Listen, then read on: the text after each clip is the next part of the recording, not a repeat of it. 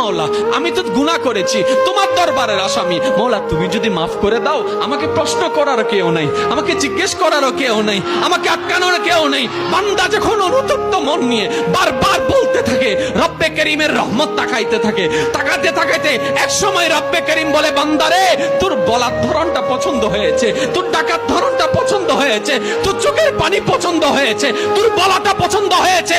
এবার মওলা বলে, আমি তোর সারা জীবনের কত গুনাহ করছিস? বান্দা বলে, মওলা 40,000 পার হয়ে গিয়েছে। কেউ বলে যে মওলা পাহাড় পরিমাণ হয়েছে, কেউ বলে যে মওলা আসমান পরিমাণ হয়েছে। এবার মওলা বলে যে আমি মাফ করে দিলাম, আমি মাফ করে দিলাম, আমি মাফ করে দিলাম, আমি মাফ করে দিলাম, আমি মাফ করে দিলাম, আমার বান্দাকে আমি মাফ করে দিলাম। ফেরেশতা বলে, মওলা এত বড় গুনাহগার, এত বড় আসামি, হাজার গুনাহগার, হাজারটা গুনাহ তওবা করেছে একবার, মাফ চেয়েছে একবার, তুমি মাফ করে দিলা, তুমি মাফ করে দিলা। রব্বে করিম বলে, মাফ করবো না তো কি করব?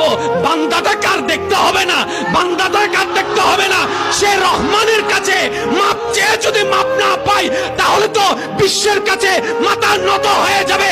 আরে সে রহমানের বান্দা, জাত্তার বান্দা না, যে রহমান হচ্ছে ইন্নাল্লাহ আলা কুল্লি শাইইন কাদির। সুবহানাল্লাহ।